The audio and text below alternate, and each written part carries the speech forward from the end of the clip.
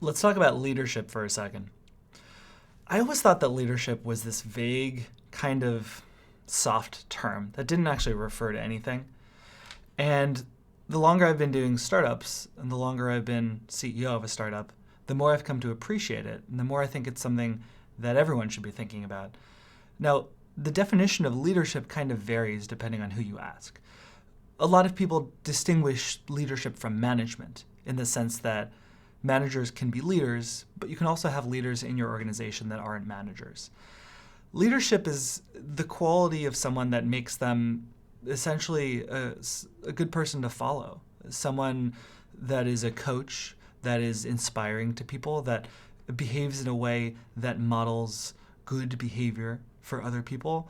It's also from the personal side of being a leader, it's dealing with a lot of responsibility and a lot of people throwing things onto you. So I want to talk about that for a second. Because what I see a lot of startup founders do, especially people who don't necessarily have experience managing teams and being leaders in the past, is that as their companies grow or as their teams grow, they tend towards this very kind of idealistic democracy, in a sense, in which decisions are made by group consensus, that decisions are put in front of a group, that people talk about it, and for the most part, what it means to make a decision is that you get people together and kind of have this vague sense of what's going to happen. You have full agreement to a certain extent, or at least like communal agreement. And, that works within certain contexts. It works up until a certain point, certainly in the size of a company, but it also has its downsides.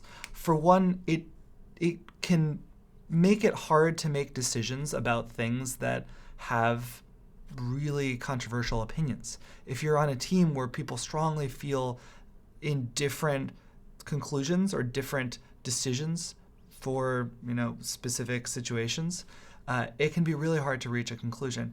It also sometimes makes it feel like maybe everything is open for like a group consensus decision-making process, which shouldn't necessarily be the case. There are some issues which you may have to deal with as a founder or as a CEO or as a leader within an organization. And if everything is up for group decision-making, then there's not really any space for that. Then people feel kind of bitter if they're not involved in the decision-making process. Really what's important is that you make it very clear what the process is. So that people can feel like they put their input in, but not necessarily that you're going to agree with them on everything, because you can't agree with everyone on everything, especially if people within your team disagree on stuff. What I've also found is unless it's clear who makes certain decisions, some decisions will never get made. They'll get pushed off forever, and that can be really bad because often people on your team rely on those decisions for them to be able to do something. And they're just waiting for someone to make it. They just don't feel like it's them. A lot of times people want someone to take charge. And a kind of democratic system doesn't really allow for that as much as one with a true and strong leader. A good analogy that I've heard for leadership is imagine you have a line of cars crossing a bridge in the fog. And the fog is so thick that you can't see anything around. You can't even see the walls of this, the edge of the bridge. You don't know how far through the bridge you are. All you can see are the taillights of the car in front of you. Now this is fine, right? Because as long as you see those taillights, you know you're on the right path. You know where to keep going.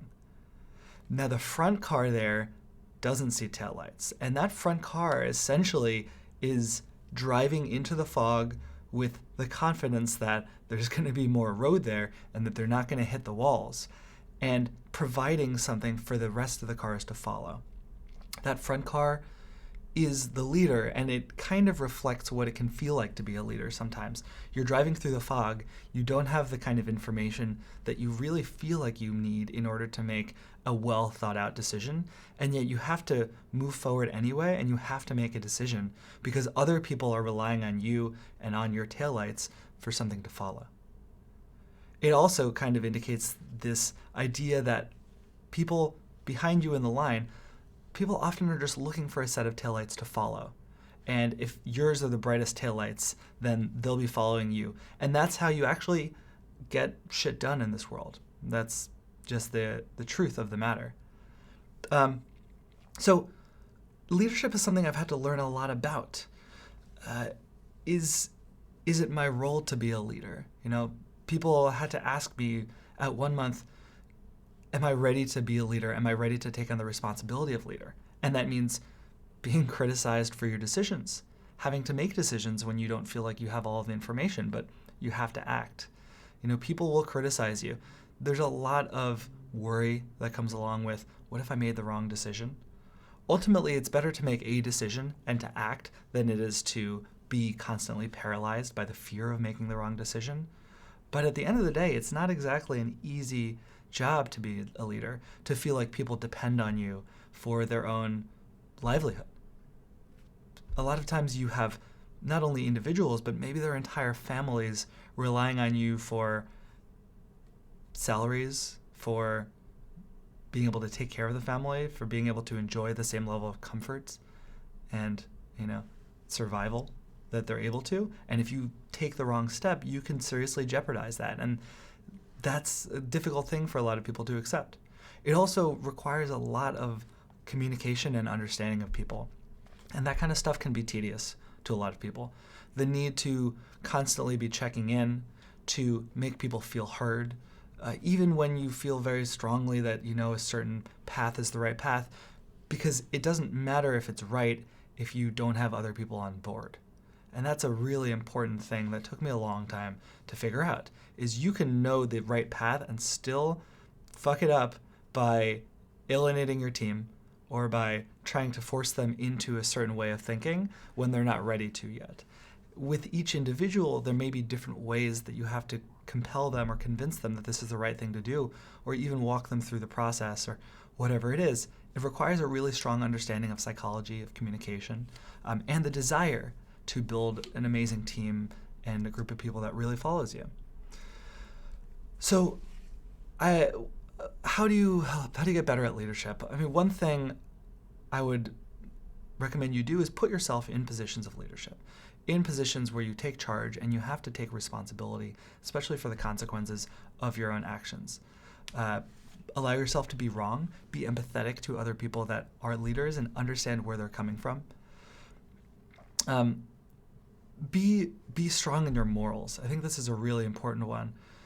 When you believe something is right, make it clear what you believe is right, because other people are looking for something to follow. This means also calling people out when they're doing things that you don't feel like are right, and on the flip side of that, praising people who you feel like are doing the right thing.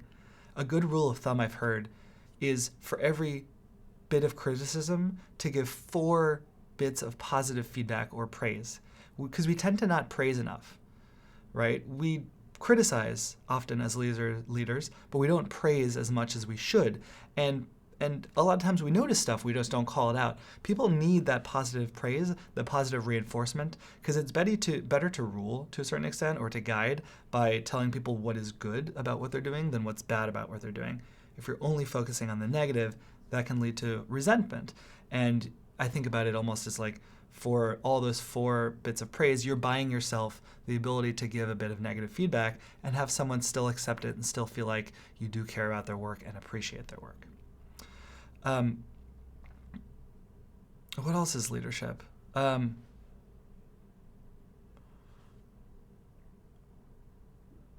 Leadership is tough. Leadership is taking responsibility. It's deciding, to a certain extent, somewhat arbitrarily. There's a few great books about leadership. Obviously, The Hard Thing About Hard Things, Ben Horowitz. There's a really good book for startups called Leading at the Speed of Growth that explains what different things you have to do at different stages of your company when it comes to leadership.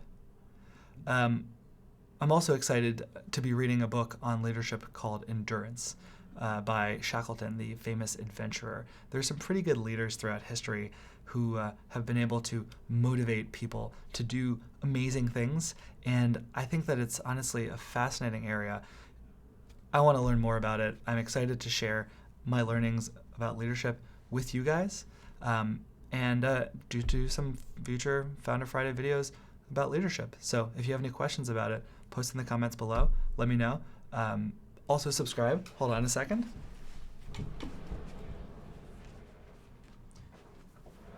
Yeah, click this to subscribe right now.